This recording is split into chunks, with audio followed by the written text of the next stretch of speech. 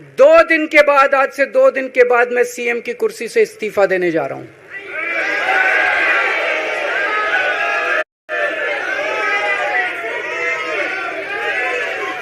और मैं तब तक सीएम की कुर्सी पे नहीं बैठूंगा जब तक जनता अपना फैसला ना सुना दे।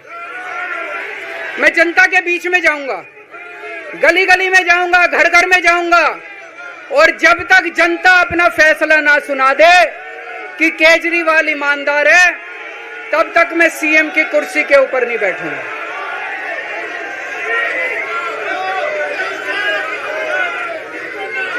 आज से कुछ महीने बाद चुनाव है, दिल्ली के चुनाव है। मैं जनता को निवेदन करना चाहता हूं, अपील करना चाहता हूं, अगर आपको लगता है केजरीवाल ईमानदार है, मेरे पक्ष में वोट दे देना। अगर आपको लगता है केजरीवाल गुनहगार है, मेरे को वोट मत देना। आप अगर मेरे को, आपका एक एक वोट मेरी ईमानदारी का सर्टिफिकेट होगा। अगर आप मेरे को वोट देके जिताओगे और अगर आप कहोगे कि केजरीवाल ईमानदार है, तो चुनाव के बाद, उसके बाद जाके मैं सीएम की कुर्सी पे बैठूंगा। तब तक मैं सीएम की कुर्सी पे नहीं बैठूंगा।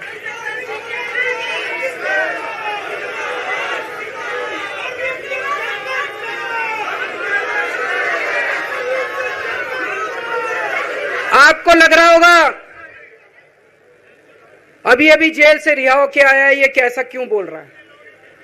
अभी अभी जेल से रिहाई होके आया है, अब ये इस्तीफा क्यों दे रहा है? इन्होंने मेरे ऊपर आरोप लगाया है। इन्होंने आरोप लगाया है कि केजरीवाल चोर है। इन्होंने आरोप लगाया है केजरीवाल भ्रष्टाचारी है। इन्होंने आरोप लगाया है केजरीवाल ने भारत माता के साथ धोखा किया है। ये करने के लिए नहीं आया था मैं, सत्ता से पैसा और पैसे से सत्ता, इस खेल के खेलने के लिए मैं नहीं आया था। मैं देश के लिए कुछ करने के लिए आया था। जब 14 साल के बाद भगवान राम वनवास से लौटे, सीता मैया को अग्नि परीक्षा देनी पड़ी थी। आज मैं जेल से आया हूं, मैं अपनी अग्नि परीक्षा देने के लिए तैयार हूं।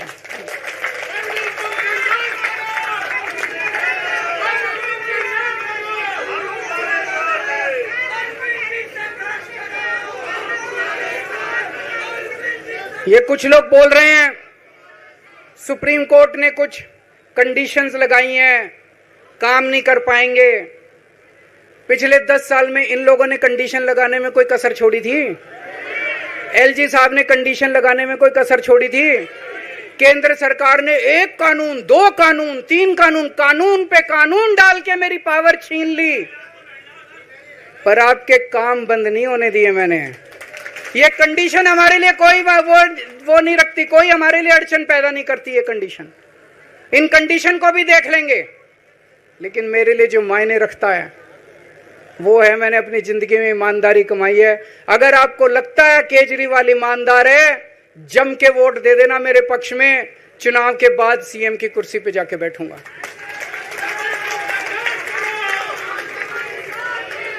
फरवरी में चुनाव है।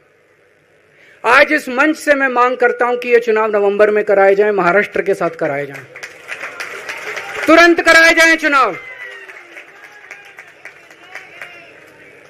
और जब तक आपका फैसला नहीं आएगा, तब तक मैं जिम्मेदारी नहीं संभालूंगा। और मैं, जब तक चुनाव नहीं होते, मैंने जैसे बताया 2 दिन के बाद मैं अपना इस्तीफा दूंगा।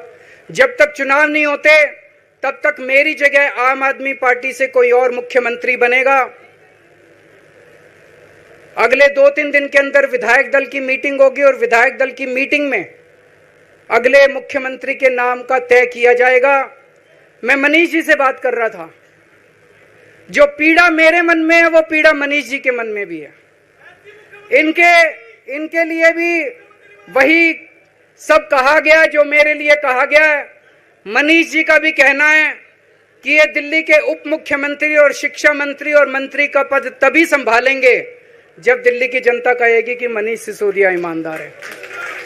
तो मैं और मनीष सिसोदिया, हम दोनों का फैसला आपके हाथ में है, जनता के हाथ में है।